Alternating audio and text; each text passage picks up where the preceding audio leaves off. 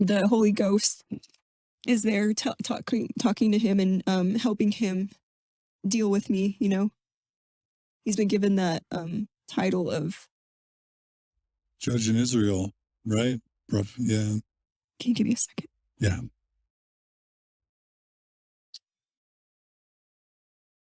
I'll just read some of the comments. I mean, Clarissa is being so vulnerable, and this is so intense. I can't imagine you don't have a headache right now from just an emotional vulnerability hangover. So many people are making comments. I'll just share some of the comments. I'm trying to listen to the new Robert Palmer tape, but Evelyn, my supposed fiance, keeps buzzing in my ear. A loaf of bread, a container of milk, and a stick of butter. A loaf of bread, a container of milk, and a stick of butter.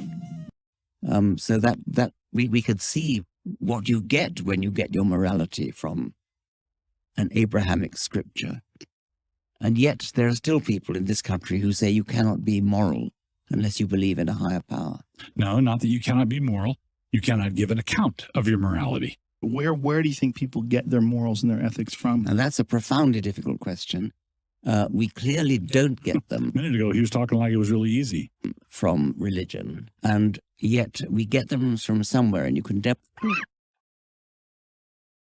Oh, I'm glad we get them from somewhere.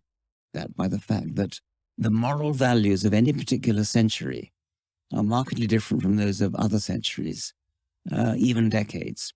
So no kidding. And that means next century might be markedly different from this century. Maybe we'll go back to human sacrifice. So in the 21st century, we here now have moral values which are really significantly different from 100 years ago, or 200 years ago, or 300 years ago. I don't want to hear that they're different. I want to hear why they're right or wrong, or does it not matter? Within any one of those centuries, you could take people who are in the vanguard of moral progress. Progress? I should say progress. Progress by what standard? We're in the fog, driving down a road. We don't know where we're going, but we're making good time. For example, in the 19th century, Abraham Lincoln, Charles Darwin, T.H. Huxley would have been on the liberal, progressive end of the spectrum, and other people would have been on the opposite end.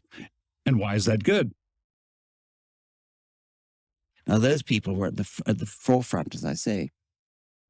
Today, they would still be in the forefront, and they would be horrified to look back on what they said in the 19th century.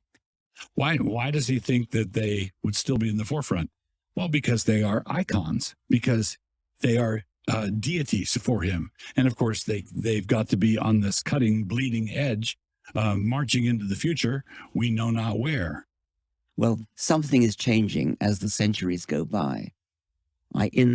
Sure. By what standard is it changing? If there is no God, if there is no transcendent reality, then all it is flux. It is not progress. There's no such thing as progress.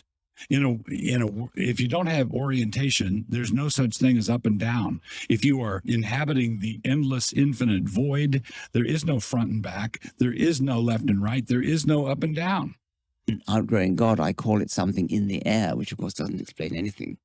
But what I mean by exactly that is that it's not literally hovering in the air, but it's a collection of conversations between people, dinner party conversations. And there's your foundation for morality. Dinner party conversations, wine and cheese events in Manhattan, or maybe upscale London, where certain bits of protoplasm say to other bits of protoplasm, isn't this brie wonderful? Let us emanate a collective morality out of our chatter. Parliamentary decisions, congressional debates, judicial decisions by judges, juries. Bits of protoplasm with black robes ascend up behind the bench and say things. And other bits of protoplasm get lots of other protoplasm to vote for them, and they go to Parliament, they go to Congress, and they say things. And then they go to wine and cheese events and become the gestation pool for morality. stories, newspaper articles. Newspaper articles. Don't forget. Don't forget opinion columnists. All these things together conspire together to produce something in the air, something that defines a given century or maybe even a given decade. Swamp gas fills the air. What he's talking about is an epistemological global warming. Too much carbon. With the moral values of that decade. The moral values of that decade floating in that decade, and then breezes come in from the next decade and blow it all away, and other bits of protoplasm have their wine and cheese events in which they emanate certain thoughts, big thoughts, cool thoughts, wonderful thoughts, thoughts stated to impress the cute girl across. And then it all goes into the collective, and then they produce morality. All rise. Knowledge base, which is just so superior today in terms of like what the general public has access to. Superior by what standard? By what standard? I would urge you, I don't believe in tattoos, but if I did, I would want people to tattoo by what standard on the inside of their eyelids. In terms of what we understand about human beings, it's just different than it was back then. And it continues to be different. And now with the internet, it's just different. But is it better? And as soon as you say good, better, best, by what standard are you saying good, better, best? Better according to whom? Why? The people in charge don't know what they're doing. But this is much more important. They have no idea what they're doing, but they have no idea that they have no idea what they're doing. Yeah. And that's the dangerous bit. Yeah. Right on point with some of the stuff we've been talking about that is kind of not on topic tonight. But Here's something that I'm doing. Mm-hmm.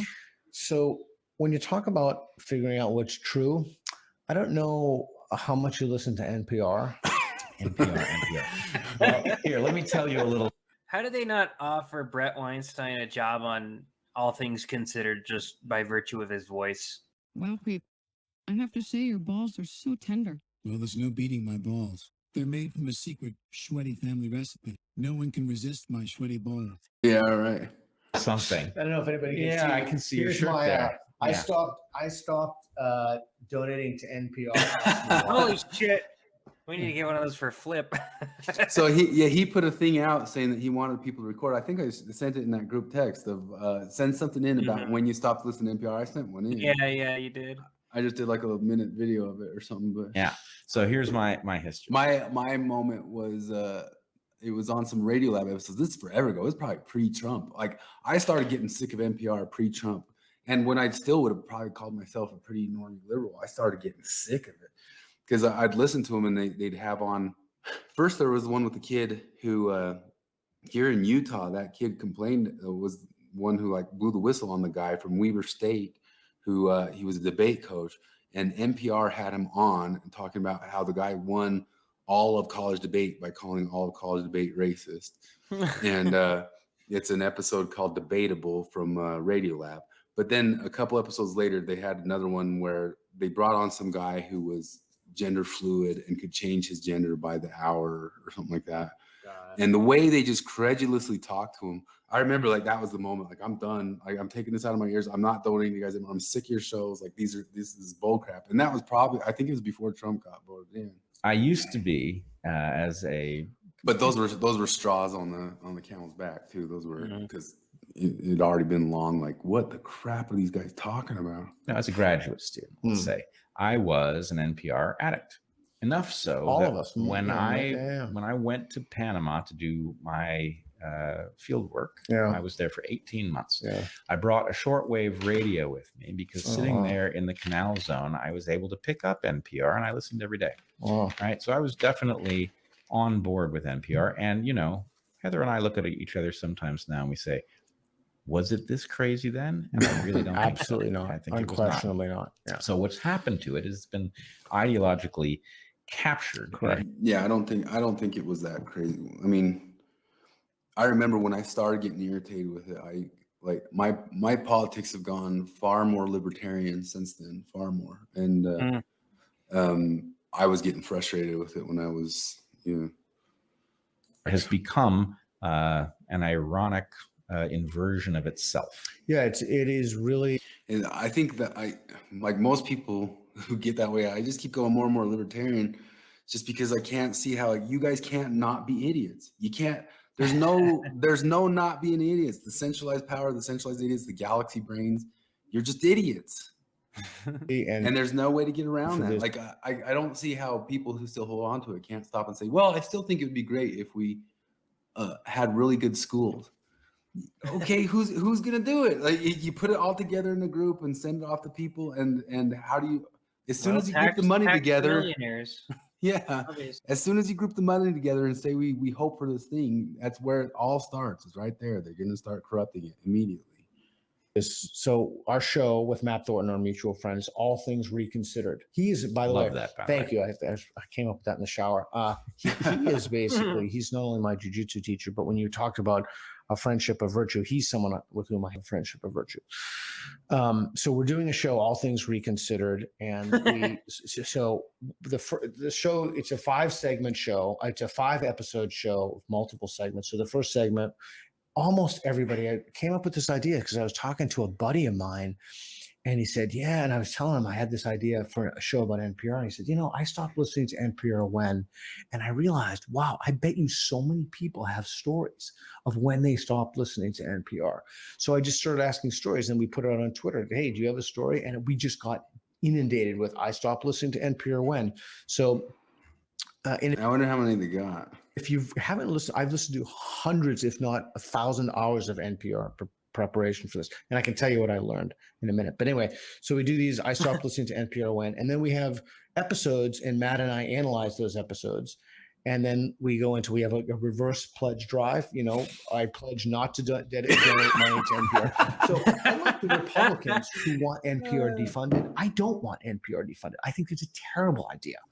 I want a station, because I used to listen to NPR. I used to, not as fanatically as you, I loved NPR. I loved, the car talk was the only thing I didn't like. Now, really? Yeah, 10,000. The only person. Yeah, we'll get like 10,000 emails. You didn't like car talk, you bastard. But I want a station everybody can listen to. That I loved Radiolab at first. I used to love Prairie Home Companion. My dad. I didn't get into NPR. Like my first exposure to talk radio was like when I was 17 or so. I didn't really have many outlets for talk radio, but I wanted to listen to things that like challenged my ideas, and all I had was like, I'm going to go on a mission soon. So all we have nearby is Christian talk radio, and I would just listen to all this Christian talk radio, and I would like wait, and it was all like local Idaho Falls shit. So I would wait until they said something like mean about Mormons,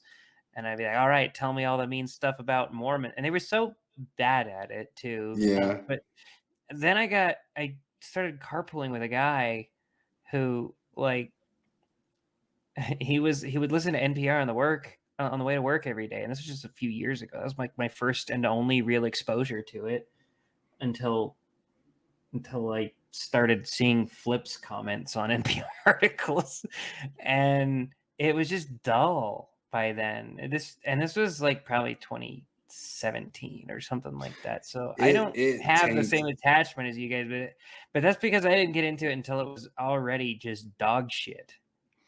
Well, it used to be full of, because I mean, I think these guys are a little bit of a certain party that they didn't realize that the politics of it were all obviously always kind of left-wingish.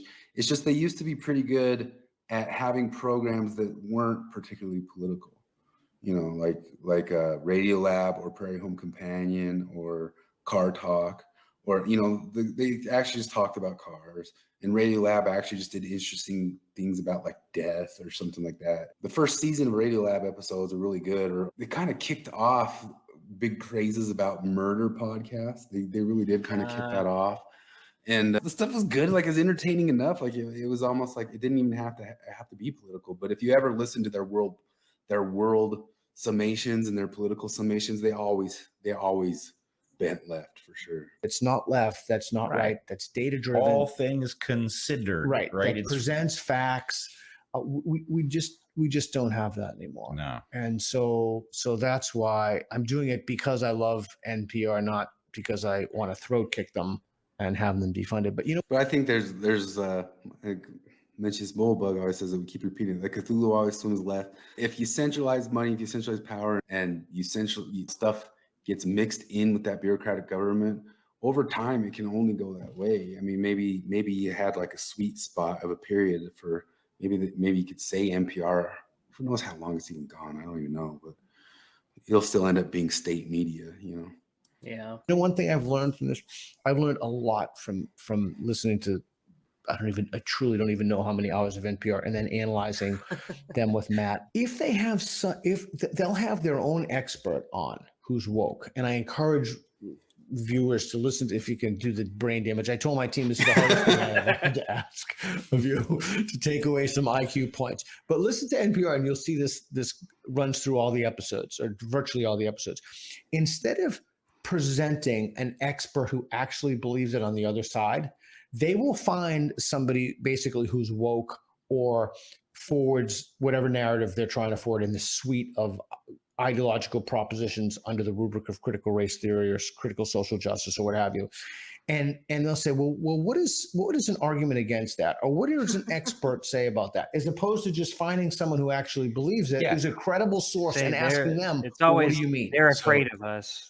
That's what it is. Yeah. And they only ask them what's a good reason to be to not like critical race theory? Well, it's because they're afraid of, things like equality and empathy.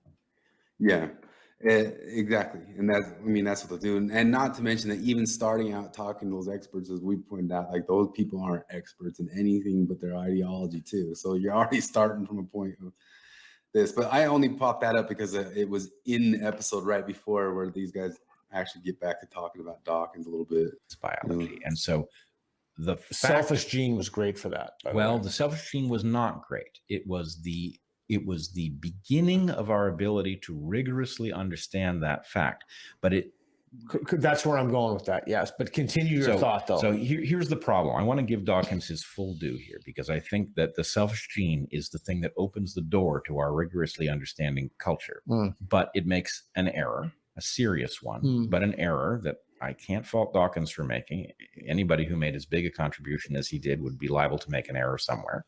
He made one, and it has not been corrected. And as a result, we have the wrong understanding of culture. And the error is that Dawkins says culture is a new primeval soup, right? That this is a new evolutionary tree. He's not right about that. It's been a while since I read the book, but you're saying that.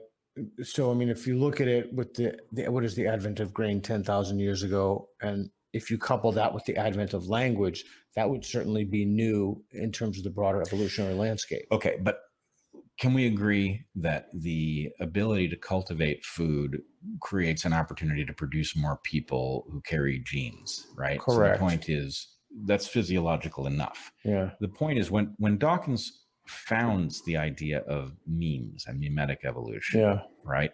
He has exactly the right idea, but he understands it as independent from genes. And therefore he imagines that a bunch of stuff which is in conflict with the genes evolves there. And are you going to make, I'm just going to possibly preempt what you're going to say, you're going to make the argument that biological evolution has certain built-in that privileging or promoting certain cultural practices increases the likelihood that the species will continue, and thus there's some covariance between genetics and cultural output. You're working way too hard. Oh, okay. You're working way too hard. What I'm saying is that's some post-colonial rhetoric there, buddy. Is a means to an end. Right? The genes create a cultural mind. They create a brain that can be inhabited by culture to solve a problem that the genes can't solve directly. In the same way, your DNA cannot fly, but DNA can make wings that allow a bird to fly. And so my point is, culture evolved to serve a genetic purpose. I don't like the fact that it did, but it did. everything we're doing is the porcupine story. What do you mean by a cultural mind? If you were to pull a garter snake from your garden, okay, and you were to lecture it on epistemology, it would not work, right? I'll fact check that is true. Yeah, the animal does not have a mind that can. It doesn't work on John Larson either. Take on that kind of information. Just kidding. I'm sure he can recite back what epistemology is. And alter its behavior on its basis. Okay. Likewise, a tree, an insect. There are very few creatures that have the capacity to alter their way of thinking after they are born. In other words, they're not genetically pre-programmed in a way that is productive. Okay. Now, learning obviously exists, but the point is, learning is not the same thing as culture, because culture is the transmission between individuals of useful information. Now, the question is that, as Dawkins presents it in The Selfish Gene, in chapter 11, is that a new evolutionary environment? The same way if I programmed a new biological environment inside a computer, we could watch things evolve in there, game of life, right? Is it a new environment? Yeah. Or is it the genes doing something that they cannot do directly in an indirect form? Why would you think the latter? Because it can't be otherwise. Okay. Now, consider this wonderful dairy cow. What a magnificent beast this is. Who designed it? Well, some people say God designed it. But of course, the dairy cow, as a domesticated animal, it's an interesting amalgam of design processes. For many millions of years, this is its ancestor, the aurochs. It was a wild animal, and it was designed by the process of natural selection, evolution by natural selection, without any help from any human beings. Then it became domesticated. And at first, there was no intention to redesign it so much, but just the favoring of individuals in the herd gradually led to the redesign of the animal. And then eventually it became methodically redesigned by animal breeders, as Darwin is wonderful on the transition between methodical design and what he calls unconscious selection, methodical selection and unconscious selection. And eventually, of course, you get an animal which really has been intelligently designed and redesigned. There's been a lot of effort put into trying to reverse engineer the dairy cow and figure out how the parts work and how to make the parts work better. Now, I use that as an analogy because what I'm arguing in my book is the same thing's true of religion. Religions are designed things, and part of their design is unconscious natural selection, not involving human beings at all, really. Part of it is unconscious redesign by human beings, and then there's part of it that's deliberate design by human beings. And that's the story that I want to sketch out for you. That's one of the main themes that runs through my book. In other words, what we're going to do here is recognize that religions are brilliantly designed products. Now, let me pause for a moment, because a lot of people, they hear about my book, they start reading about it, and they say, Dennett wants to destroy religions. And that is not true. I don't know what I think should happen to religion, but I do recognize that they are some of the most brilliantly designed social institutions on the planet. They've been around for thousands of years. We jolly well should understand what makes them tick. We should look under the hood and find out what makes them tick, because maybe we want to use them for something really important. Don't destroy all that wonderful design just because you don't like it. Let's understand it first. Imagine. So when you talk about that word true, and it's kind of confusing the way Peterson usually wishes there's a different word, the way Pageau will kind of describe it is like there's fractal levels. Like there's a bigger scale, and then there's a smaller scale, and there's a more direct scale. And kind of the same way in physics, they're all kind of a little bit different. But in a weird way, if you think about it, like the fact that I took my genes to go run a marathon, that was blue tape. Does that make sense? The fact that you what? The fact that my genes, just whatever, I'm doing this cultural thing where I think it's necessary to go run a marathon or even create a marathon or test myself or push something. That's doing blue tape. It's telling myself a story to go do a thing to over test myself, to push my body for no real reason. And what are you even testing? I mean, we're doing some social thing. We're doing a cultural thing. What are we even doing there? This natural thing that children do is is play. Piaget, his theory of learning was that children learn by playing. They act stuff out. You're going to play house, you're going to play. We played mechanics when I was a kid, constantly taking our bicycles apart, kind of going through the ritual, because play is actually ritualized behavior. Right. And so I sometimes say to people that a liturgical life in the church is we're playing heaven. We're doing something, the most natural thing, which is adults engaging in a ritualized behavior. I mean, we do these things all the time. You come home from work, you kiss your spouse. It's a ritual. Why do you do that? I mean, there's nothing, it's just a ritual. Yeah. You don't do it and you're in trouble. No, I agree. I think that there's something that I've been thinking about for quite a while is that the inevitability of ritual. We have so many that we don't realize. You shake hands, the way we look at people. We have all these manners these manners that we've agreed upon of how to act with each other. And so when people talk to me and they say, I don't like churches that are ritualistic, I don't like the ritual, I think, okay, that's odd. You seem to be disconnected with a very important aspect of what it is to be human. And so I would say that ritual is something like ordered action, just in general. Like it's action that it's like hierarchical action that has an order within it, and that we all together acting. If you need that, if you're going to act together, you need there to be some kind of implicit order in which you're acting together. And so, and in the church, we kind of take that to the next level, because we're also celebrating. It's a celebration, but at the same time, it's not a disorderly celebration. It's an ordered celebration. Everybody looking together in the same direction. Everybody singing the same things.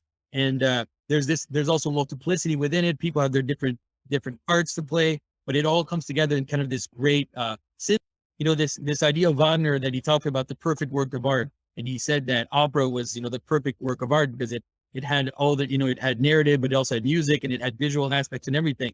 And I always thought, no, Wagner's wrong. The liturgy is the perfect work of art because you are inside the art. You're not a spectator in the liturgy. You're actually participating in this kind of this giant dance that's going on around you. I think one of the things that works for the church, particularly the tradition of liturgy, is that, it's funny, like Protestants technically rejected all of that sort of thing.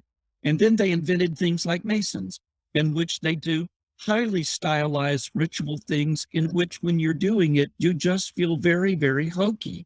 And, and it doesn't feel authentic. And I think liturgy is an extremely natural behavior. And you kind of learn how to do it and you walk within it. It should not be highly stylized. It should not be self-conscious, but actually you're doing it because you're doing what you do because you believe what's going on is real. It's reality you're dealing with. And sounds like a spiritual thing to me.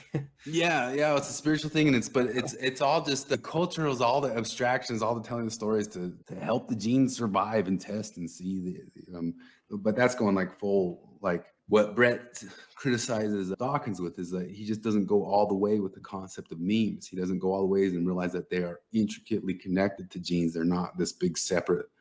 The abstractions aren't separate. They aren't separate. They aren't like this big different thing that's like people will always say religion's a virus or it's maladjusted or something like that. But no, it's everything that's going on is all metaphorical truth. That's the concept that I'm having. It always gets kind of impossible to kind of try to describe. And so, and like I said, it seems that I'm trying to find that as a potential place where practice and metaphysics can properly start to resonate with each other. That's the project I've been engaging in to try and address this issue of how can we get the emergence and the emanation. As you said, Christianity, the tradition emanates. It emanates the constraints of possibility, right? The paradigm is emanated into the culture, if you'll allow me that. And so that's what I've been trying to do to various degrees of failure and success, about trying to recapture the ancient Socratic and Neoplatonic practices of dialectic, and then put them into discourse with all these emerging discourse modalities. I think there's a deep emerging understanding that we need to commune, and I use that word specifically. We need to learn how to commune with each other together again in a powerful way if we're going to get the kind of right relationship between emanation and emergence. At least that's what I'm proposing. I'm proposing to the two of you. Well, I want to hear what you think about that and how you want to respond to that. Right now, I feel like we're just going to go over the same elements of our discussion. The element that I think will prevent this from completely consolidating is the narrative, is the lack of narrative. And I know that you talk about a post-narrative possibility. The difficulty is that there is a narrative. That is, we're going through it right now, right? All the protests in the U.S. are a narrative. That is, we're burning in the narrative, right? It's running through our society, and there's competing narratives, and there's a fight between the narrative. One of the reasons why there's a fight is that the narrative has come down to the strictly political level of narrative, right? And so let's say what Christians had, and what I think they still do have, is they have an eschatological narrative. That is, they have a narrative which is understood as this playing out of history at a grand scale. We're part of a story. And of course, the early Christians thought like it was imminent, and the late Christians think that it's imminent. It's also actually part of the narrative to think that it's imminent because it ends up being a driving force towards behavior. I think that if we don't recapture a narrative, then we're going to be a slave of narrative, or we're going to be eaten up by the narrative that brought about the world wars in 20th century and that are playing out in similar fashion today. And the narrative it's exactly the problem that we're talking about. That is, the two sides they're the same sides. They're the same side as the question, because there's one side which is a bottom-up side, which looks in its diseased way. It looks like communism, looks like revolution, equalizing of everything. And then there's another side which is a top-down version of the disease, which is a clamp down, enforced hierarchy, enforced identity, enforced structure, enforced state mass control. And so the two narratives are an image of the very problem of the meaning crisis, which is how to join together the bottom up and the top down in a communal manner rather than a battle between two sides of a story. But we also can't ignore that the world is on a collision course again. I'm not saying I'm not even a very political person. I'm not involved politically, but I also realize that it's a narrative fight that we're seeing. I wonder if, for the sake of our listeners, because I remember the talk you two had before last, we get pretty esoteric here. I wonder if you might flesh out a little bit what you mean by eminence, what you mean by emergence. Where is the conflict in this conversation with respect to narrative? Because I think with the non-theism and theism, with the non a system which is not necessarily bound to telos versus narrative, which is energized by telos. Yeah, I wonder if you guys could, flesh that out a little bit for the audience. I'll speak from sort of a cog-sci scientific perspective about how these terms are being used, and then my particular take on them, and then I'll say something about narrative that maybe will be a bit of moving towards closing the gap between us in this a bit. So emergence is, an issue of cog-sci. It's one of the ways in which where it came to the fore initially. And Jonathan and Paul, you'll probably be interested in this too, is around, of course, the discussion of consciousness. I don't want to get into a debate about consciousness here. I'm just using this. This is a historical point I'm making. I'm not making a substantial point right now. I'm doing that elsewhere. Okay, but here for us. And the idea was, because many people have rejected dualism, the sort of Cartesian position of mind, and many people had come to reject a reductive physicalism, that it's sort of just the properties of matter as given by physics, that you could reduce consciousness to that. Many people started talking about the fact, first, that there's emergence. The idea, then the standard Mach analogy, and it's strong as an analogy, but also very weak as an analogy, is I have hydrogen, it's a gas. I have oxygen, it's a gas, right? But when they interact together, you get water, and water has emergent properties. It has properties that neither hydrogen nor oxygen have. It's wet, it's a liquid, it's consumable, it's nutritious to us in a way that, oxygen isn't, but hydrogen isn't, et cetera, et cetera. Or the way sodium and chloride are both poisons, but when you put them together, you get salt, which is a nutritious, right? So you get the idea of from the parts, you get a whole of some kind that has new properties, new ways of interacting with the world that are not found in the parts. That's emergence.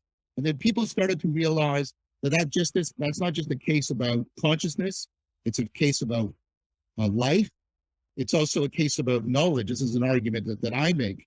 That it can't all be the only. We can't say that the only thing that's real is the bottom level, because if that's the only thing that's real, then the dial that I'm using to read my equipment to tell me about the quantum particles isn't real, and that means the knowledge isn't real. And I take it as this: that if I'm claiming X is real, then I'm required to proclaim that my knowledge of X is real, and therefore the gauge is real and the information is real. So I've been arguing that emergence is a much more comprehensive. That's why I keep saying I'm not a reductive physicalist, right? I'm not a reductive physicalist. So emergence is this.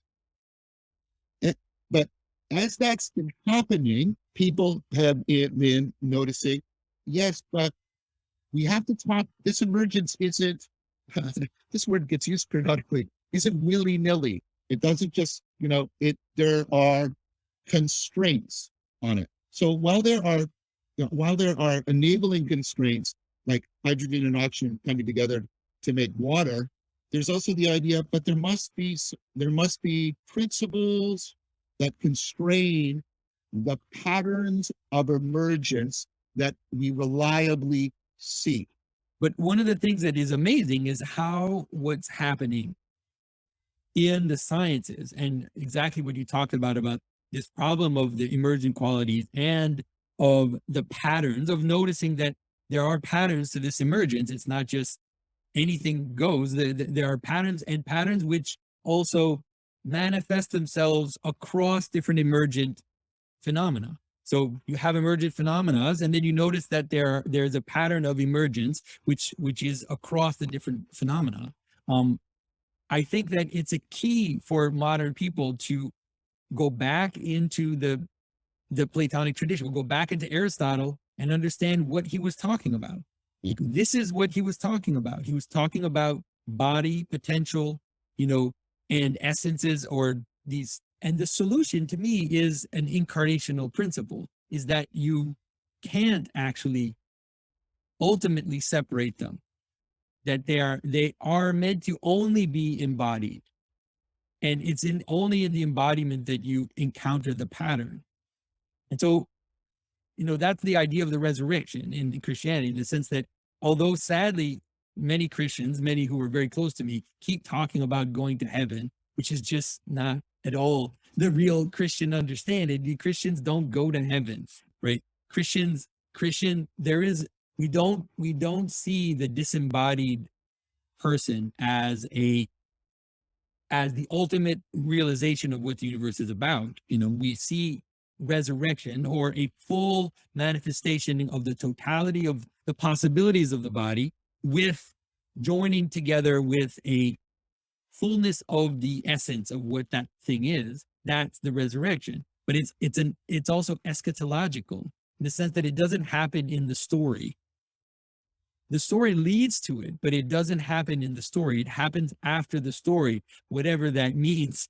We need to be like, we need to just all start speaking Greek again, where they have 3 different words for love. Yeah. And we need to have a different word for truth, because to me, it's like, I find myself getting annoyed because I want definitions to be somewhat simple and straightforward, and a definition of my definition of woman, adult human female, my definition of truth, a description, an accurate description of what is. So to get Derridian about it, like they say Peterson sounds like he's Derridian when he starts breaking down the concepts of the term, or like even kind of like Dan McClellan or something like that. But what the difference between Peterson and what those guys are doing is he'll argue for the new pragmatist answer to it, but he agrees that there's multiple different concepts and different definitions, and that the meaning of something is shifty.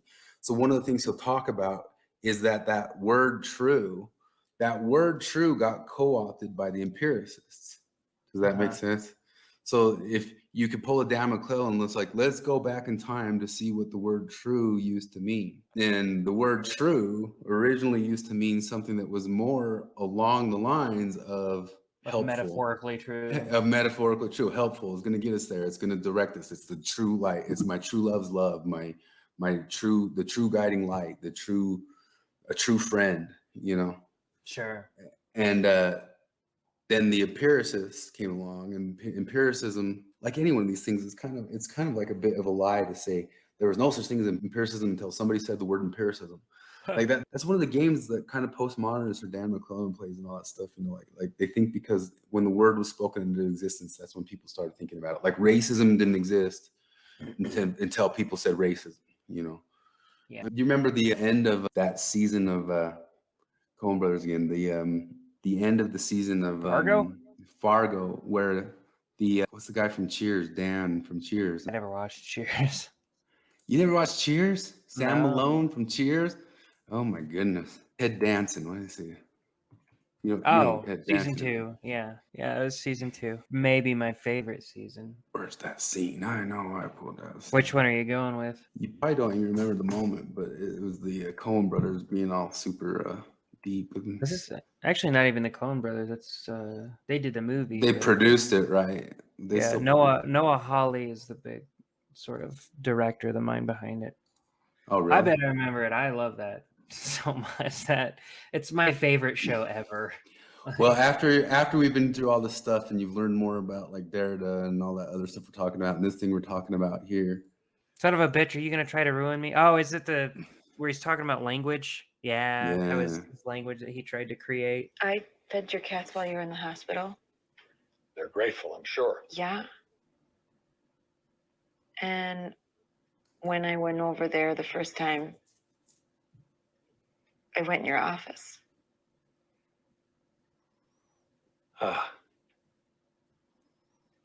So, well, okay. So,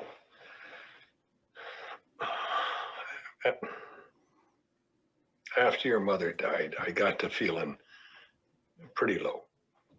We all did. And you remember, I took some time off. And I started thinking, which I know was dangerous. But you know, the things I've seen, war, and at home, on the job, so much senselessness, violence, you know, and I got to thinking about miscommunication. Like how, isn't that the root of it? Conflict, war, doesn't it all come down to language? Right? The words we say and the words we hear, which aren't always the same thing. So I thought, you know, what if there was one language? A universal language of symbols, because pictures, to my mind, are clearer than words. So that's what that is. In your office. You're making your own language. Well, it sounds crazy when you say it out loud, I know. But, you know, when we see a box with a roof on it, well, everyone knows that means home. You know, and my 6-year-old granddaughter, she draws a heart. Means love, no question. Anyway, that's where I started, you know, with simple ideas. And more I worked on it, the more it became all I could think about.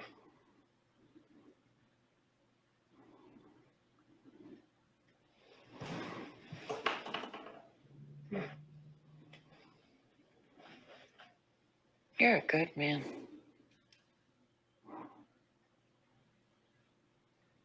Well, I don't know about that, but I like to think I got good intentions. Yeah, so the guy realizes that sorting out language is the root of it. And See, okay, so I could do like a 5-hour discussion on each season of Fargo on that Yeah. fucking show. I always viewed that as him being naive. Maybe I didn't understand too much because his character is great. All the characters are great. He's very brave, but like a lot of that season is it's people that get lost in crazy obscure thought, people who misunderstand obscure thought, and then people who just like are very practical. And so that, I think her name is Betsy in the show. I can't remember the exact, Betty, something like that. It's his daughter in the show. She held his hand right there.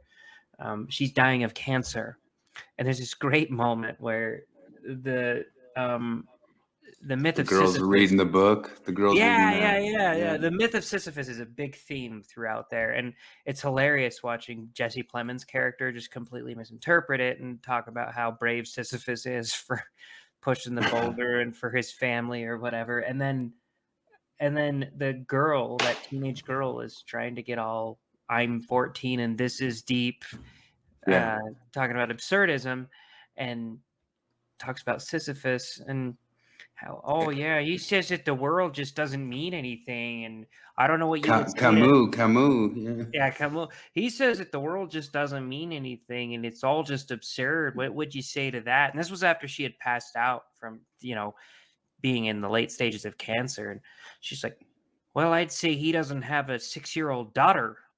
Like, that's just she just like dismisses it, like, what the hell? You mean life is absurd and meaningless? Fuck off, little girl. I've got a daughter. Yeah, she says right in that line, she says something along the lines of, "I don't care what your French philosophers say." Yeah.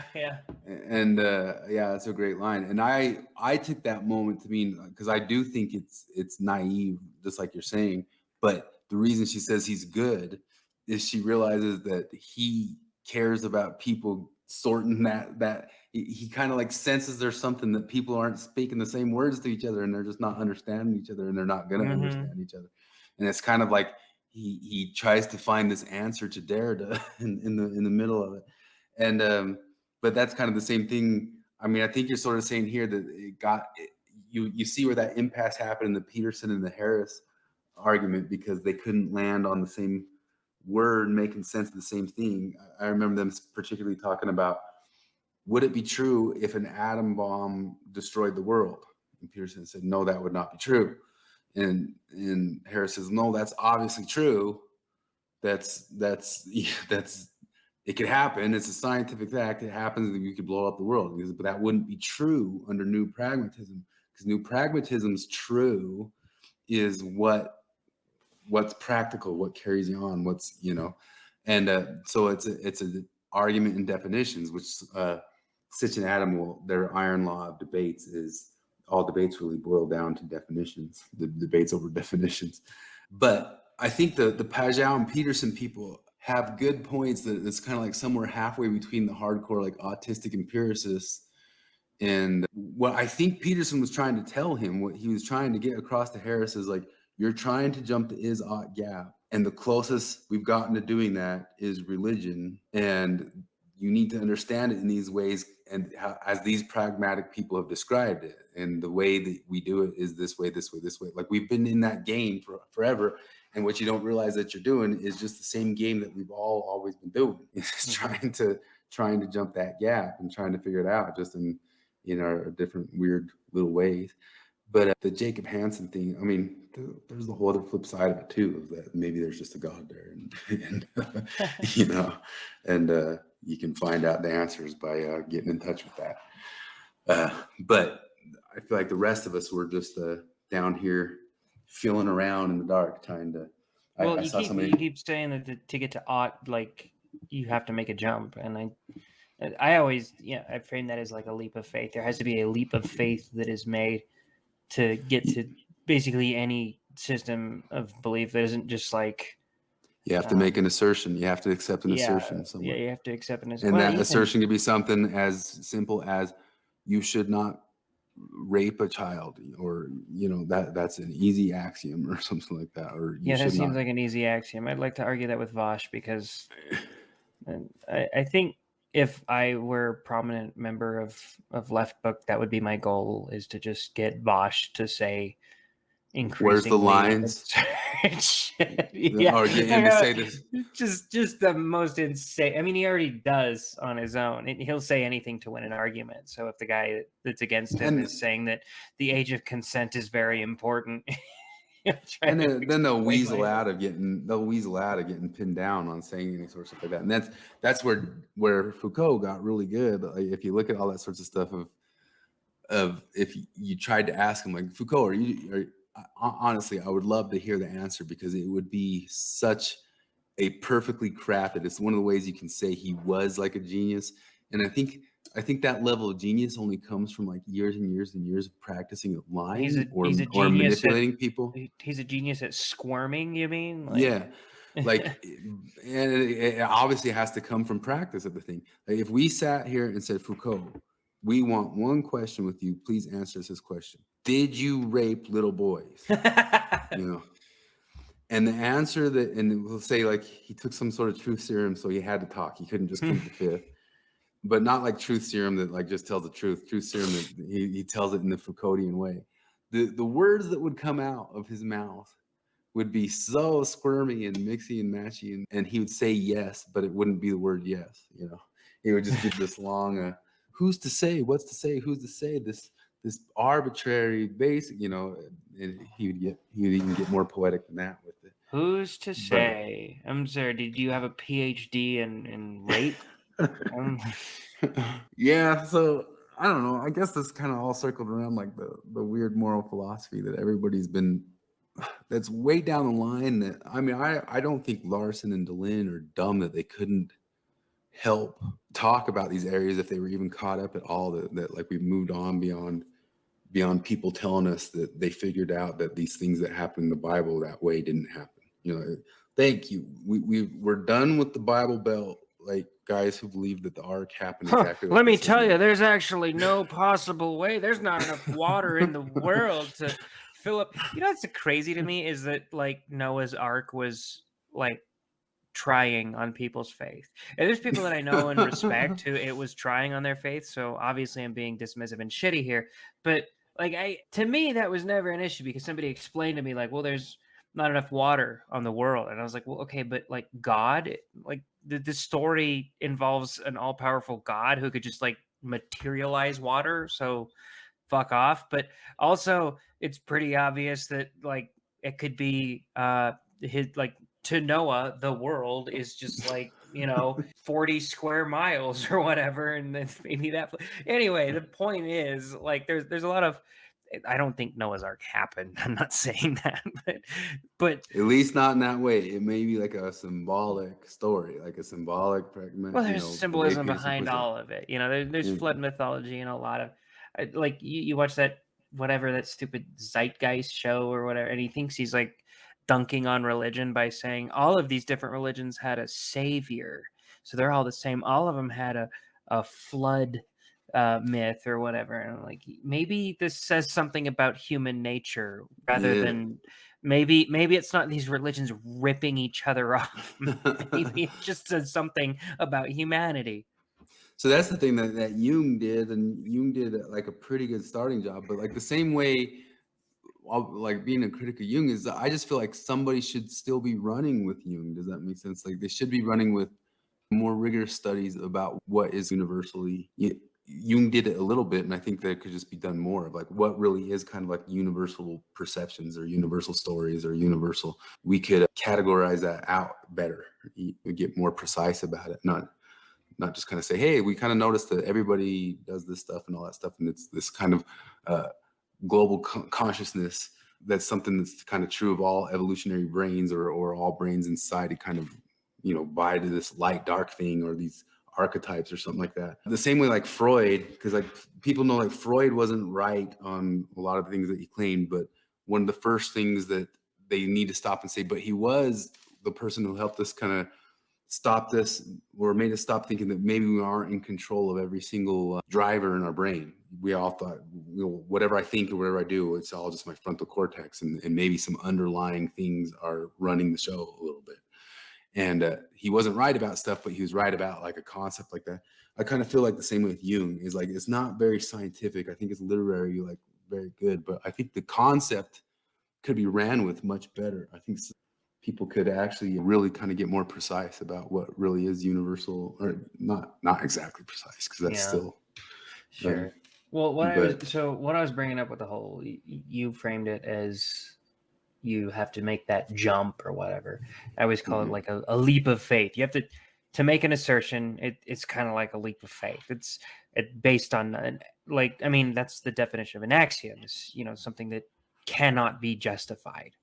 Obviously, things as simple as like the fact that what my vision is communicating to my brain can't be justified. I don't really have anything to justify that. So if you want to get crazy and like anti-realist and shit like that, you can. But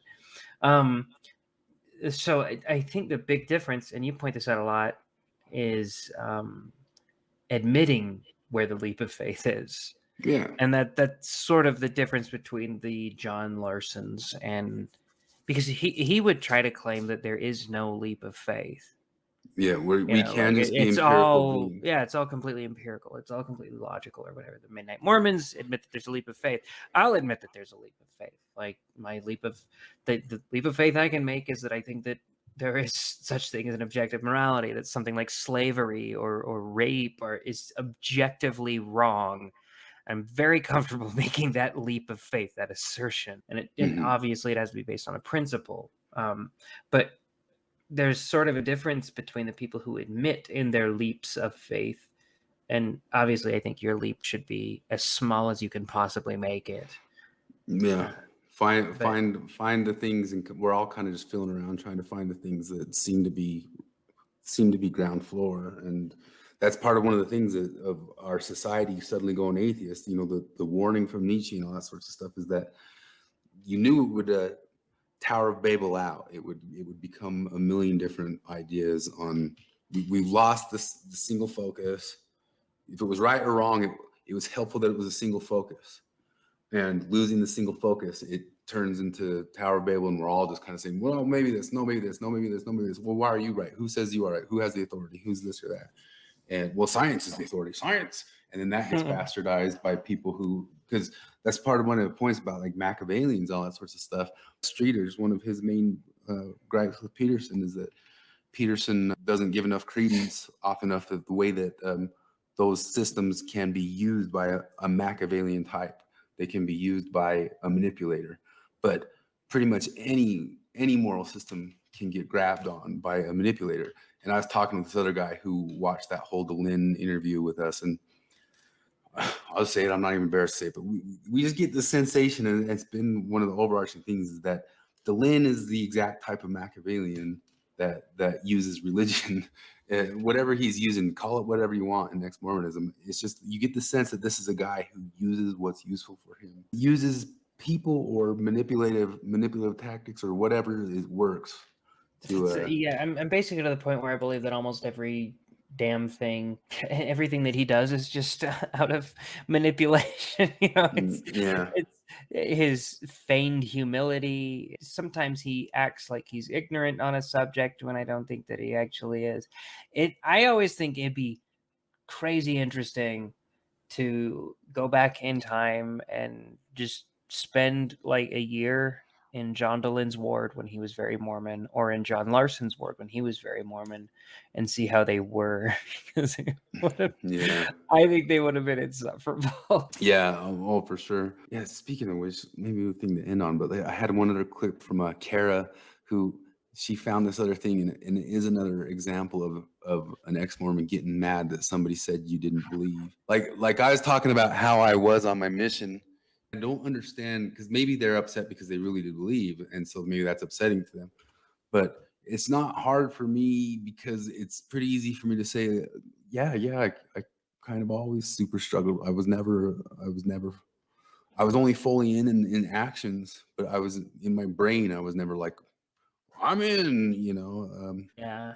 And it just doesn't offend me if anybody claims that or points No, it out. I know. I've been saying that. I know that's the thing that pisses off ex-Mormon, and it's pissed me off in the past too. And people be like, "Well, maybe you never had a testimony." And like, the more that I think about it, this is the most embarrassing thing I'll ever admit, that like I think I was the Mormon equivalent to Vosh. Like, and it was all like optics. That was all that really mattered to me. It was seriously, it was like, because I never talked to a bishop about the like things that you're supposed to talk to a bishop about, because that would look bad. You do the things that look good, and you don't do the things that look bad, even if it is the right thing to do. If you could be a good person while also looking good, then do it. But if you had to choose between one of them, choose looking good. It's the whole reason I went on a mission. I didn't think for a second. It's the old version of Virtue Simulant or something. Yeah, no, I didn't think for a second on my mission that I was worthy to be there. I thought I was probably causing more harm than good by being there because I was unworthy and not led by the Spirit or whatever. But it was all about looking good. It was shitty and stupid. But I'm really starting to think I was just Vosh as a Mormon, and I bore my testimony in church like every single month for years. I'd get up there, and I was always theatrical about it. Anytime I gave a talk, I did something outside the box or whatever. And it's embarrassing to remember because it was all for show. So when people tell me like, maybe you never believed, I'm just kind of like, yeah, maybe. Yeah, it just doesn't offend me, but maybe I could understand people who, I guess they said, well, I really thought I believed, so that offends me. But sure, at the same time, it's like, I think it can feel reductive, I guess. I guess so, but to me, it's just like, sure, okay. Yeah, I mean, but, I think what you ought to do when somebody says that, and if you think they're wrong, just tell them that they're wrong and be like, no, I understand that might be the case for some people, but I that's don't not think true. That's not true. I believed. Yeah, that's pretty easy. Like, it's the same thing with atheists. Like when true believers, like when Jacob Hansen zings on atheists, I have just as much of a reaction as I feel that these atheists do whenever like Mormons say you didn't believe or something like that, or ex-Mormons. The Midnight Mormons can talk shit on atheists all they want. It does not hurt my feelings, not even for a split second. I can still talk with them, and I can stop and think about the idea that they're saying and say, now what are they saying there? What are they trying to communicate? What are they trying to get across? I think if you're able to do that, you're able to kind of evaluate yourself better and kind of get a better grasp on the arguments and ideas and stuff like that. I also just don't even understand it. Like, I don't understand, like, dumb atheists, you should know there's a God. I'm like, okay. Okay. So I just don't see the offense. Like, what's the offense? Yeah, I can be guilty of that too. That like, I don't know. Sometimes I think that certain atheist arguments are probably easier to satisfy than they actually are to some people. So yeah, just and I still calm down. I'm a soft atheist. Like I'm for sure. I'll use the title just because, like I've said before, I feel like the axioms in the earth and the world that we're in, I feel like we kind of figure it out for what it is here. I'm fully open that there's a like the deist concept, like the God of Spinoza, like something kicked it all off and he's watching it all like an alien ant farm type stuff. Sure. Yeah, I view it as I view it as I pretty much would label myself at this point like a theist, and like in the way that like I don't know, it's kind of weird because it's that leap of faith thing I'm talking about, to where I think that I'm pretty comfortable saying that there's an objective morality, but that assertion sort of requires, a lawmaker. An objective law requires an objective lawmaker or whatever. And I haven't been convinced otherwise. I call myself that, but then like most of the arguments that people use for a God, I find cringy. Like they'll be like, I've just had experiences that I can't explain any other way. And I'm like, no, I don't. No, I haven't. I've not had a single experience that cannot be explained in a completely secular manner. And I don't, And I never, this sounds shitty for me to say this, but like, I don't believe people who say that they, I don't believe when people say that they have seen, like when they've seen things haunted or whatever, like I know that there was evil spirits. I don't believe you. I think you just felt shitty. Yeah. The thing is though, is I've gotten to such a point of understanding that like it's almost kind of like those galaxy brain memes of like I've kind of come around full circle to being like, I accept your lingo. Like I say, Christianese and the philosopher language are kind of getting at the same thing, just from different things. And I'll kind of come around full circle to saying, hey, this Klaus Schwab is a demon, or these some demonic things or something like that. And I was like, yeah, I'm cool with that language. Even though I don't believe it exactly like that, I'll accept your porcupine language. Yeah, that's a demon, you know? And so, I mean, that's just kind of like one of those full circle things. But no, I accept that language too. Like, yeah. I don't think I'll ever be religious. I don't think I'll ever be Christian, anything like that. But when they tell me that like certain things are like the devil, I'll be like, yep, you know what? No, that's literally true. Yeah, so Hitler. yeah, so I mean, I guess we all gotta play in these worlds or something like that. But I don't know. I call it an atheist or a deist or something like that. But I believe there's an objective morality out there too, and I believe we're kind of in a weird way we can always only kind of like dance within the lines of it. But I think it's like strong enough that we can kind of figure it out. Does that make sense? We can't get perfect on it. Sure. Anything.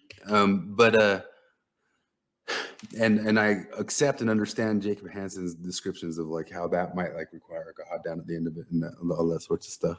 Like I say, like I in the Vervaekian way, I'll follow the arguments all the way down. It's even the way they use their language and their Christianese or whatever. It's just down at the end of it, is there really a being there or not? That's where I'll go agnostic or something like that. You know? But this is her getting offended at I just found from the like faithful Latter-day Saint, that's Mormon subreddit, as I am. I like to be a satirist. Sometimes I go read this subreddit. They wrote this reminds me of little things that I like, because like I watch all these stupid things and I almost want to do is like a whole podcast of these little stupid moments and not getting the bigger concepts, because it kind of feels like we get some time, we got to get these bigger concepts. But I also want like a whole, you're a satirist, okay, or the materialistic thing, or just the dumb little things that are in there that you just kind of go, what? Like, what are you talking about? I mean, I guess she's a satirist. What does she satirize? Atheism? Well, in this she reads the person's stuff in no, I know, but if she seems like a satire of her own position.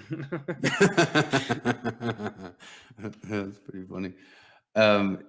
Lynn, at the start of the Gospel Tangents interview, I've mentioned it so much and we didn't even pull it up at all, but he says at the start of it that they already did another interview and Gerardo supposedly didn't let him release it.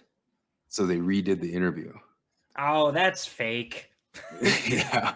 I'm super sensitive to minority voices, and so when Gerardo told me that he was deeply uncomfortable with that, I had to comply. He planned on doing that. Fuck off. Yeah. I don't even know what the hell did he think went off in that interview that he felt he had to hold back? Interview with who? The same guy. He interviewed with that same guy before, the Gospel Tangents dude. And so this was their re-interview after Gerardo made him pull back that other interview. And this guy comes to interview him and he says, but Gerardo didn't make him pull back the interview. What happened? I know what happened already because I am a prophet and I can see these things. And he's like, that made me super uncomfortable. Did that make you super uncomfortable, Gerardo? And Gerardo's like, yeah. And he was like, because he probably went yeah, off you like probably don't want me. You probably don't want me to air this episode. Like, yeah. And he didn't even get a chance to answer. And he's like, yeah, you don't want me to air the episode. That's half of his interactions with Gerardo are like him being like, that's very problematic, right? Minority member of my team. Yeah. And Gerardo's like, I guess, man. And so one of the things about it is this is the Gospel Tangents guy. That's his logo. This is the Gospel Tangents channel. but they're at John DeLynne's studio, and John DeLynne has control over if he gives it out or not, or if it's edited and all that sort of stuff, because that's what he agreed to for the interview. That's the Gospel Chances dude, Rick Bennett. Yeah, so this is the dude, and like I said, this is at John's studio for his channel, but John has control over it. And then somewhere in it, he says, "We held back that other interview because." Maybe I can just look up the word. We held back the other interview. So, also, I want to know why Mormons never come on my podcast. So, Rick's wanted to interview me for a little bit. We tried an interview a few months ago, several months ago. And when it was done, it was during a really stressful time where we were getting a lot of attacks. And after Gerardo reviewed it, Gerardo said, "I don't think we should release this." So it's one of those bootleg, unreleased. You're getting a little bit of echo. Anyway, that's it.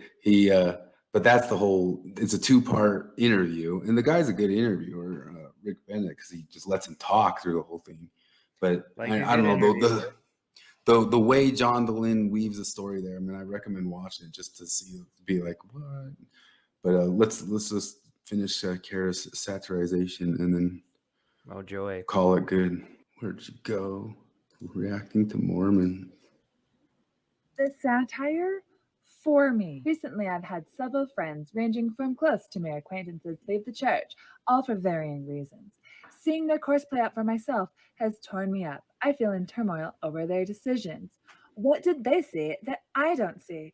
Why is my testimony as strong as ever, despite reading everything they wrote on Facebook about what they learned? Why is my testimony still as strong as ever? I read their post on Facebook. Do you know what she's doing right there? The voice of a Mormon woman. You know, have you heard that voice before?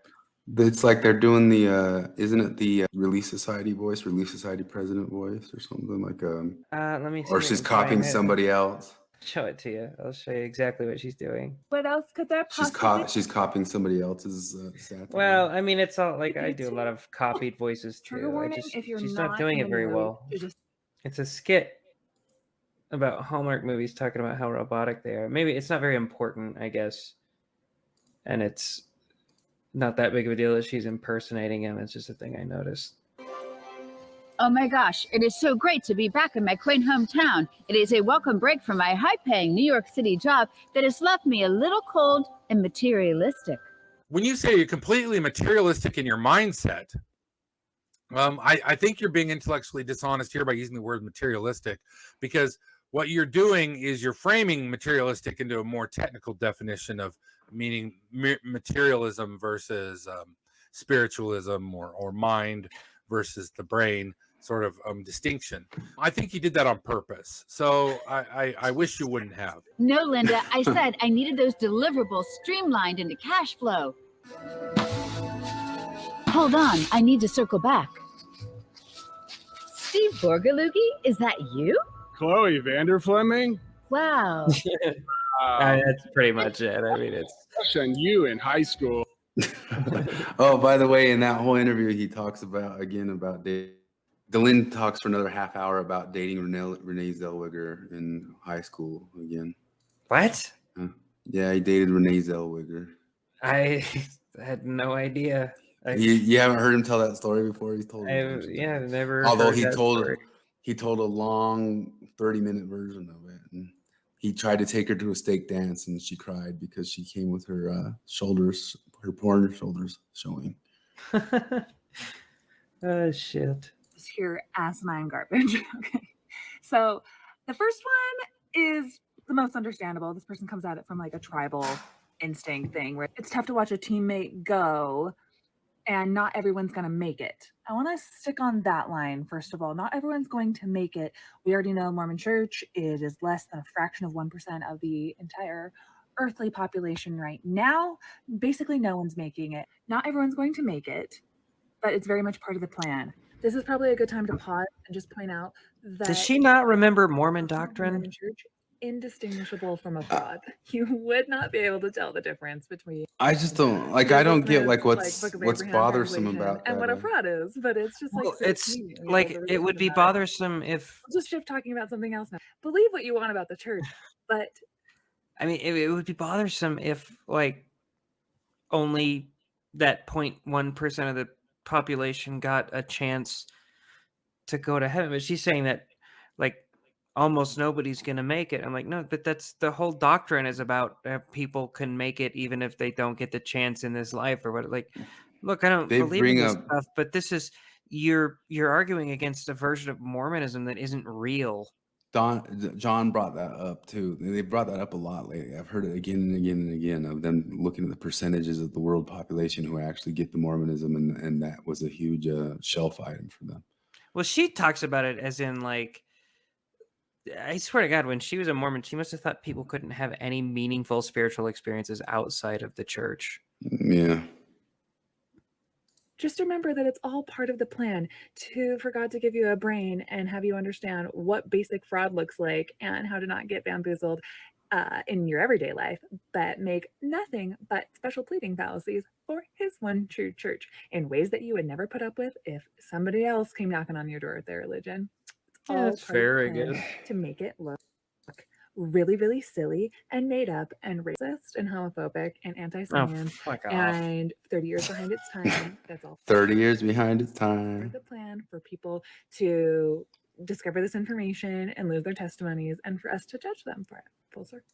We were all 30 years behind our Nice. time getting to the atheism and free will argument. Stand all amazed at the love of Jesus. How All right, is this back not at it. done? It's next Oh, Reddit, next top comment. It's hard when people you love go down a path that will ultimately bring them pain. That's how we feel about you guys. The only difference is we feel it more about you because you work in a systemic way. Take Fuck off. Here's why I can be shittier to you than you can be to me, and it's fair. Yeah. religious OCD. It's applauded within the LDS church, but it's actually like having a mental illness. So like we know You're not in any sort of system that pushes guilt or makes you worry about if you're being correct or on the right side of history or anything. Yeah, like Jesus that. Christ, you are definitely dealing with way more scrupulosity right now. that being in a system that applauds you continuing with your religious OCD will ultimately bring you a lifetime of pain. I'm going to forget like all the other like, cultural issues of the time. I'm just talking like it's really mentally painful to be in this constant cycle of repentance and doing normal things like masturbating or whatever. So I think the rest was just more of that. But I remember the systemic Who's thing. facts? Who's facts, Kara? We call those facts nowadays, but who's truth? Maybe it's Joseph Smith's truth that he was supposed to marry a 14-year-old. You don't know. And maybe it's Who's your to say? truth, but that was terrible. Who's to say? Oh, but he was also just controlled that way by his genes and the soup that he was born in, and the free will that he doesn't have. How can you be caused him- mad at anyone for anything if you legitimately don't believe in free will at all? What anachronisms did they find in the Book of Mormon? What fraud did they realize Joseph Smith committed? What videos inside the temple did they see? Think about it, Mormons. You were having issues with your friends leaving the church. They have come to the conclusion this is not Jesus Christ one true church anymore. And your best line of defense and your best tactic to say to that is there is no way that that is good for them. And your best tactic is to turn into a judgmental like your best tactic is to say that is so sad for them. They are only going after things that are hollow and fleeting. I left the church for a little while, and I'm sure I went out and found that the earthly satisfactions of things were nothing to write home about, not special. She So needs I to came to script that this shit. conclusion for myself, and therefore that is what's right for them too. Of course, they think that it's right for everybody. The Mormon Church is going to be around for a really long time, and I don't understand like why these comments are. Look what I found. I found these comments. Like I don't like they. I do agree. It's pretty common Mormonism, but Yeah, but like apply this to every other ideology, like or every other religion. You know, I'm sure there are Muslims right now as we're talking praying for me, like saying, "Please bless this guy who doesn't This believe in infidel. Allah and his prophet Muhammad, peace be upon him, to like bless him to come to the idea of the truth." And like imagine really being mad at that guy. Okay, Mr. Muslim, but here's the thing, like you're maybe that's what's true to you, but my truth states that maybe How dare you? How dare you? of course they believe that you're wrong for leaving the church. Why? Ugh. Headquarters. Just suck less. Just judge less. Just be less of a douche if you can help it. Really help you live up to that. We're Christian. We're Christian. Church of Jesus Christ. It's Jesus Christ. It's in our name. It's on our name tags. It's on our buildings. It's in the name of the church. Where was Jesus saying you'll never know true happiness as he was turning the water into wine and handing it out for people to get drunk at a wedding? Like you don't even know Is the God that you're why worshiping. Jesus handed out like he's like get drunk? Yeah. Judge. The atheists always make sure to tell them that they're not following their religion right anyway. And that's all you can do. You know how to judge first and foremost. Nobody likes it. And stop it.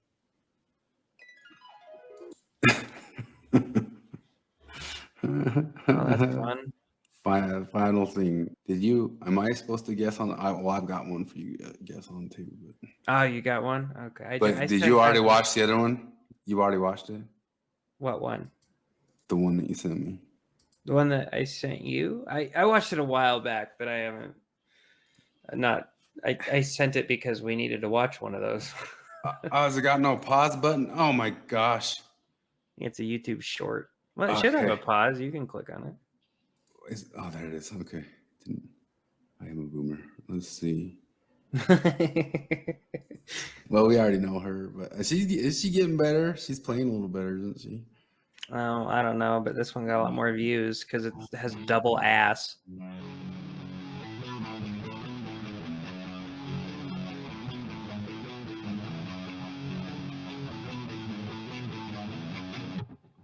Which one's more talented there? She's getting pretty good at the. What is that? Aussie? Yeah. Okay. I've got one. Let's see if you can guess. I didn't save it one earlier, but I saw one where the girl was for sure wearing no bra, and she was actually good. and I was like, this is an anomaly, and I didn't save it anyway. Bass. That's a tough call. I feel like anyone willing to play bass. You got your two types of basses. You got your guy who tried to play guitar for like 4 minutes and was like, this is too much. Six strings. I picked up a guitar and went, bloody hell, I'll shred my fingers on these strings. Yeah. And then I picked up a bass and went, yeah, it's more like it. It's the thing. Yeah. So it was really for the health of my fingers. Yeah. I can't keep track of six. Yeah, I'm just going to be Mark Hoppus and just play your power chords a couple octaves below you. And then you've got your guys that actually wanted to play bass. God, and she's okay. I'm gonna say she's good because she's not using a pick, and nobody does that. What about the clothing? I'm trying. She's not showing off too hard. She's not showing off too hard. She shows like all of her but like I'm trying to judge it on other things because I feel like you're probably trying to throw a curveball. I'll give you one more hint because I did look at the view count of this one. It was at 81,000. That's kind of a smack in the middle anyway. It is kind of, well, even without, dressing scantily, she's very pretty. So she could get 80,000. I don't know. I'm going to say she's good.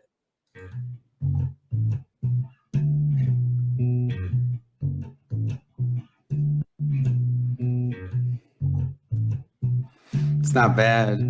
She's not terrible. It could be rookie, but it's not bad. It's just a quick riff.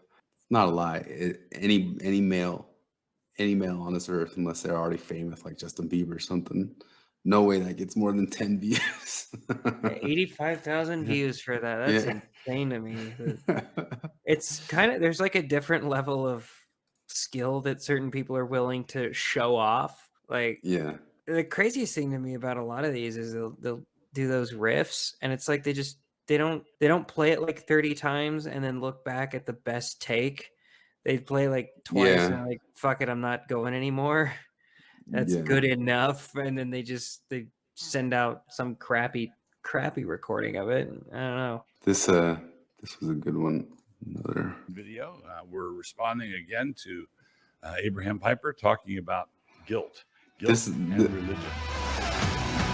This guy is talking about, I've seen him pop up Constant on some of guilt Dan McClellan's stuff. is built into conservative Christianity. It's a feature. The gnawing sense of things being morally off inside you, no matter what, that's supposed to. I wonder if it's morally off to be like that.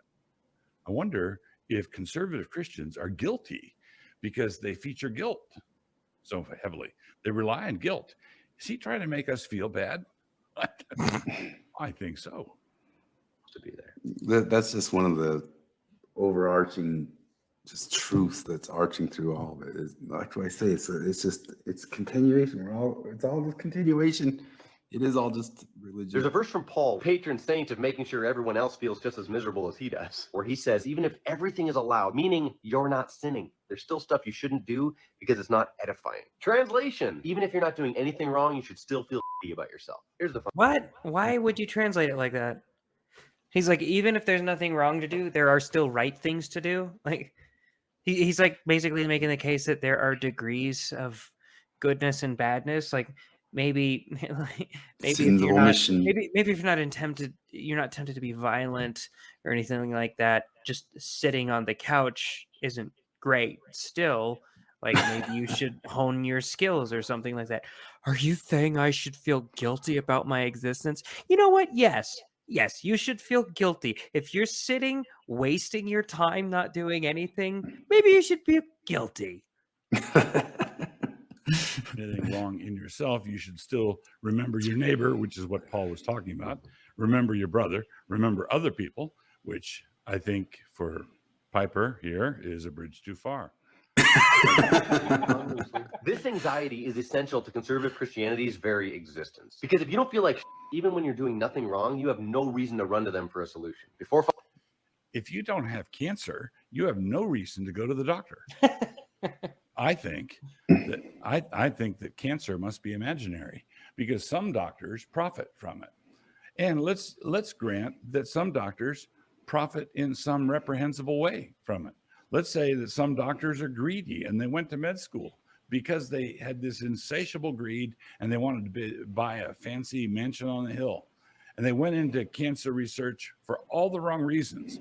It follows necessarily, following this logic, that cancer does not exist. To save you, it has to curse you. But this is good news because it means you can just leave. And if you leave, what do you walk into? You walk into a world dominated by guilt. Guilt because you don't separate your garbage.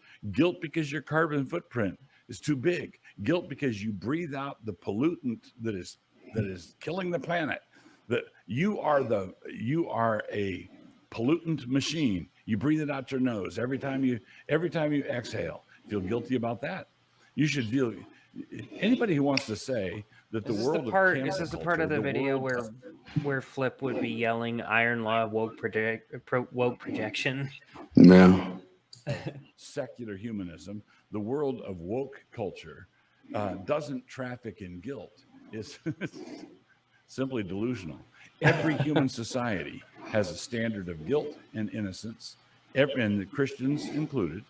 We are distinguished by the fact that our standard of guilt and innocence is defined by God and His Word, as opposed to people who are just blown about by various winds of doctrine like Abraham Piper.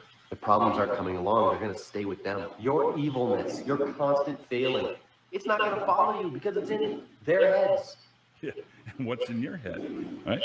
What's in your head? What do you want? What do you want us to feel guilty about? Well, it's probably saying it's closing time. Time to call it good. I guess we solved religion. Solved religion. Well, if Neil deGrasse Tyson doesn't succeed in making me a Christian out of spite, and Jackass is on TikTok, like that guy will definitely do it. That's what we should start. We should start the religion of we're gonna follow the ones that the other ones make us hate them more. So Yeah, we it'll don't be we called don't follow anything. We're just repelled by cringe. So- the repellationist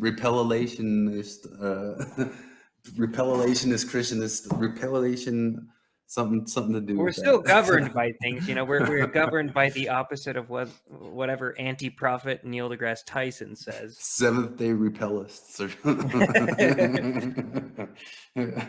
Yeah. Right on. Well, thanks for doing it. I'll edit it up and blast it out because people got to hear how we solved it. Oh yeah, we fixed everything. Did you see my sick shirt? My Caucasian shirt. Yeah, I was thinking that you even took the feather off. I was like, at first I was like, that's Washington Redskins, but then I didn't see the feather. But I should have realized that was taken off too. I thought the feather would still be there, but he'd still be a Caucasian. But that's anytime I get drunk and I see things advertised that I would never buy sober, I buy them. And I got drunk and I saw that and I was like, you know what, I'm gonna buy that shit because every time I see it, I don't have much context around it, but it's like a Native American dude that made this shirt. Yeah. And I swear to God, it's always presented to me in a way that like he's trying to tell me like, you don't think Redskins is offensive? Well, look what I did. Huh. Yeah, See? like we'll get upset. See how about that. offensive it is? And I'm like, oh my God, yeah. It's That so was dumb. offensive. Because there was one forever ago. Flip and I were together. This is a Facebook argument we had with somebody forever ago that they were mad that the Utah Utes were using an Indian name. And we looked it up and they actually pay the Utah tribe, the Ute tribe, and they have all these ceremonies from the Ute tribe. They have express permission from the Ute tribe to use the Utah Utes. Then they continually re-up paying them for it. Sure, So they pay money, but do they do land acknowledgments before every game?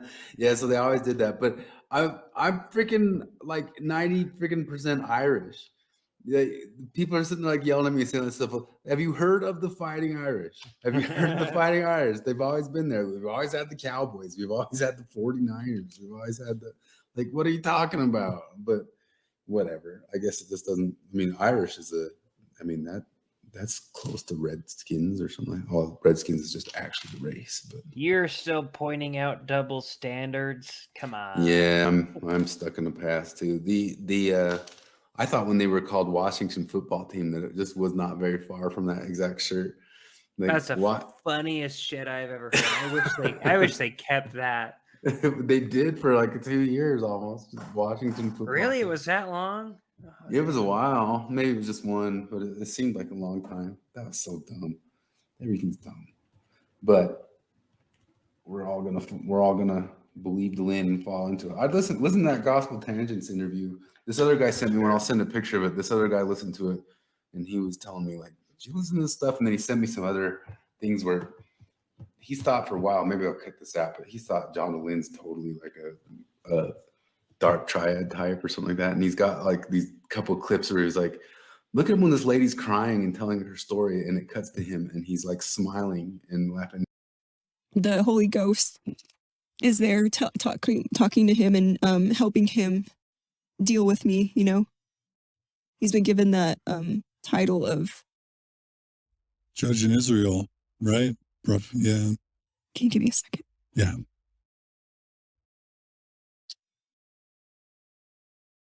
I'll just read some of the comments. Clarissa is being so vulnerable and this is so intense. I can't imagine you don't have a headache right now from just an emotional vulnerability hangover. So many people are making comments. I'll just share some of the comments. When she starts crying, you're like, "Oh my gosh, dude, that's whacked out." But whatever. So holy shit. Okay, I gotta bail. I gotta drive home. Go home. What the fuck is wrong with you? No, I'm off tomorrow. I'm playing a arts festival. So Ah, sweet. Took the day off. So all right. Well, I'm gonna wake up and get my tooth ripped out of my head, but I'm gonna be high, so it'll be nice. Is it hurting? No, it's just they're like, we either do a root canal and you lose it in less than a year, or you can lose it now. Yeah. Oh, nice. Right on. Sweet. Cool. All right. See you, man. Bye. Later.